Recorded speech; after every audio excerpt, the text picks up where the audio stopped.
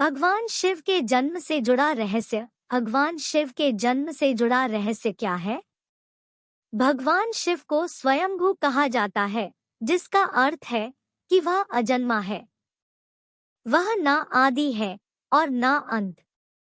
भोलेनाथ को अजन्मा और अविनाशी कहा जाता है। तो आइए जानते हैं उनके जन्म से जुड़ा रहस्य क्या है। त्रिदेवों में भगवान शंकर को महत्वपूर्ण स्थान प्राप्त है। भगवान ब्रह्मा सृजनकर्ता, भगवान विष्णु संरक्षक और भगवान शिव विनाशक की भूमिका निभाते हैं।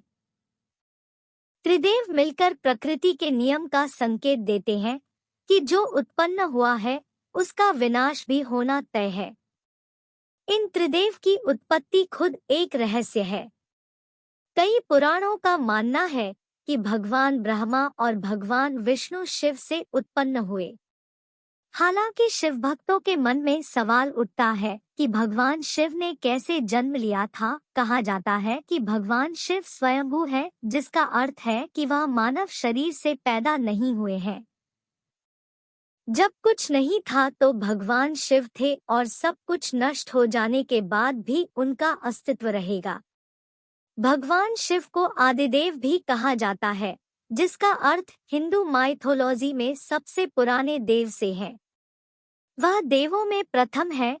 हालांकि भगवान शिव के जन्म के संबंध में एक कहानी प्रचलित है।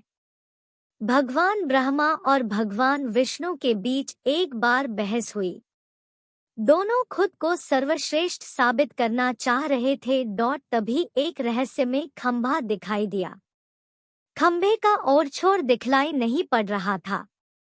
भगवान ब्रह्मा और विष्णु को एक आवाज सुनाई दी और उन्हें एक दूसरे से मुकाबला करने की चुनौती दी गई। उन्हें खंभे का पहला और आखिरी छोर ढूंढने के लिए कहा गया। भगवान ब्रह्मा ने तुरंत एक पक्षी का रूप धारण किया और खंभे के ऊपरी हिस्से की खोज करने निकल पड़े। दूसरी तरफ भगवान विष्णु ने वराह का रूप धारण किया और खंभे के आखिरी छोर को ढूंढने निकल पड़े। दोनों ने बहुत प्रयास किए लेकिन असफल रहे। जब उन्होंने हार मान ली तो उन्होंने भगवान शिव को इंतजार करते हुए पाया। तब उन्हें एहसास हुआ कि ब्रह्मांड को एक सर्वोच्च शक्ति चला रही है, जो भगवान शिव ही है। खंभा प्रतीक रूप में भगवान शिव के कभी ना खत्म होने वाले स्वरूप को दर्शाता है। भगवान शिव के जन्म के विषय में इस कथा के अलावा भी कई कथाएं हैं। दरअसल शिव के 11 अवतार माने जाते हैं। इन अवतारों की कथाओं में रुद्रावतार की कथा काफी प्रचलित है। कूर्म पुराण के अनुसार जब सृष्टि को उत्पन्न करने में ब्रह्मा जी को कठिनाई होने लगी तो वह रोने लगे। ब्रह्मा जी के आंसुओं से भूत प्रेतों का जन्म हुआ और मुख से रुद्र उत्पन्न हुए।